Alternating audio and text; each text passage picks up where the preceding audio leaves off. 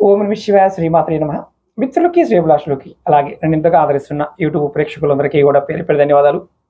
మిత్రులారా, మీ అందరికీ పరాదేవత ఎల్లవెల్లా మీతో ఉండి మీ మనోవాంఛ నెరవేర్చాలని మనస్ఫూర్తిగా కోరుకుంటున్నాను.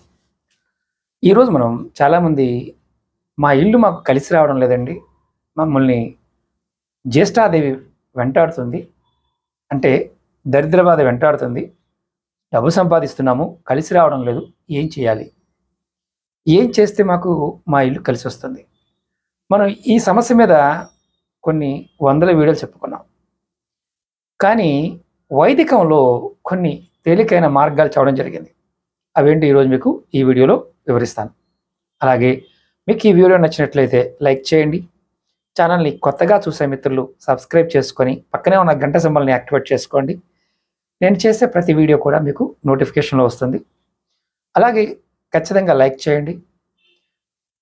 ఎవరైనా సరే మీకు సమస్యలు ఉండి జాతక పరిశీలన చేయించుకోవాలనుకునేవారు వీడియో డిస్క్రిప్షన్లో నెంబర్ అవ్వడం జరిగింది, ఆ నెంబర్ కాంటాక్ట్ చేసి అపాయింట్మెంట్ తీసుకోవచ్చు. అలాగే మన ఫేస్బుక్ గ్రూప్లోను వాట్సాప్ గ్రూప్లో కూడా జాయిన్ కావచ్చు, ఆ లింక్స్ కూడా వీడియో డిస్క్రిప్షన్లో ఇచ్చాను. ముఖ్యంగా మన ఇంటి నుంచి జ్యేష్ఠాదేవి వెళ్ళిపోవాలి అంటే మనం కొన్ని పనులు చేయాలి. ఆడవారైనా మగవారైనా కొన్ని పనులు చేయాలి. అందులో ముఖ్యంగా ధర్మకార్యాల్లో పాల్గొనాలి.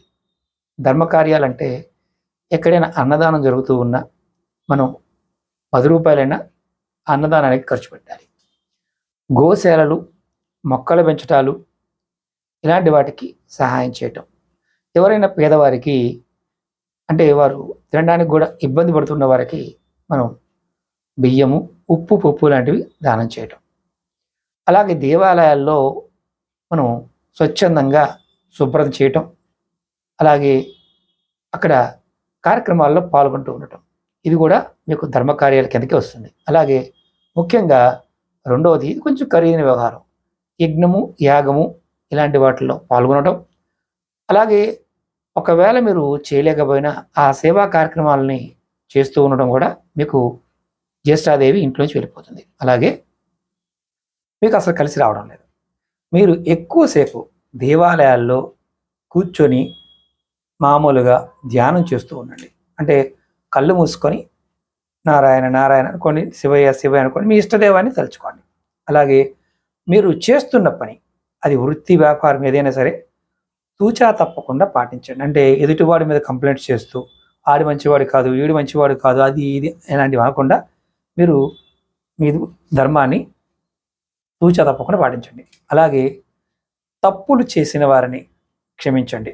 అంటే ఇక్కడ గమనించాల్సిన విషయం ఏంటంటే, ఒక్కసారి క్షమించవచ్చు, రెండోసారి తప్పకుండా తప్పు చేస్తే క్షమించకూడదు అని శాస్త్రం చెప్తుంది. అలాగే రోజులో కొంత సమయం, అంటే మీరు ఫోను ఇలాంటివన్నీ, టీవీ ఇలాంటివన్నీ పక్కన పెట్టి కొంతసేపు అయినా ఏకాంతంగా గడపాలి రోజులో. అలాగే వారంలో ఒక్కరోజైనా మీ జేబు నుంచి ఒక్క రూపాయి కూడా తీయకుండా, అంటే ఖర్చు పెట్టకుండా మీరు గడపగలగాలి. అంటే ఈరోజు నేను ఒక్క రూపాయి కూడా ఖర్చు పెట్టలేదు, ఆ ఖర్చు పెట్టకుండా మీరు ఉండాలి. అలాగే రోజుకి ఒక 20 నిమిషాలు లేదా ఒక అరగంట మౌన వ్రతం పాటించాలి ఎవరైనా సరే. అంటే ఏమీ ఆలోచించకుండా ప్రశాంతంగా, ఎవరితో మాట్లాడకుండా, ఫోన్ చూడకుండా కూర్చోవాలి. మీరు ఇలా చేస్తే మీకు మీ ఇల్లు మీకు ఆటోమేటిక్గా ఒక అద్భుతమైన లక్ష్మీ యోగాన్ని కలెక్ట్ చేస్తుంది. మీ ఇంట్లో ఉన్న జ్యేష్ఠాదేవి బయటికి వెళ్ళిపోతుంది. ఇది ఎవరైనా చేయవచ్చు, దీనికి ఎటువంటి నియమ నిబంధనలు లేవు. అలాగే చాలామంది అడుగుతూ ఉంటారు, గురువుగారు మేము దాన ధర్మాలు చేస్తున్నాం అయినా కలిసి రావడం లేదు, అన్నదానం చేస్తున్నాం కలిసి రావడం లేదు. నెక్స్ట్ వీడియోలో దీని గురించి మీకు పూర్తి వివరంగా చెప్తాను. అలాగే మీ అందరికి నా విన్నపం ఏంటంటే, ఇలాంటి చిన్న చిన్న వీడియోల్ని మీరు ఫేస్బుక్ గ్రూప్లో కానీ, వాట్సాప్ గ్రూపుల్లో కానీ, ట్విట్టర్ గ్రూపుల్లో కానీ, ఇన్స్టాలో కానీ షేర్ చేయండి.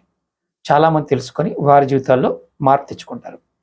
అలాగే మీకు ఈ వీడియో నచ్చినట్లయితే లైక్ చేయండి, ఛానల్ని సబ్స్క్రైబ్ చేసుకోండి, పక్కనే ఉన్న గంట సింబల్ని యాక్టివేట్ చేసుకొని 10 మంది మిత్రులకి ఈ వీడియోని షేర్ చేయండి. ఓం నమః శివాయ శ్రీమాత్రే నమః.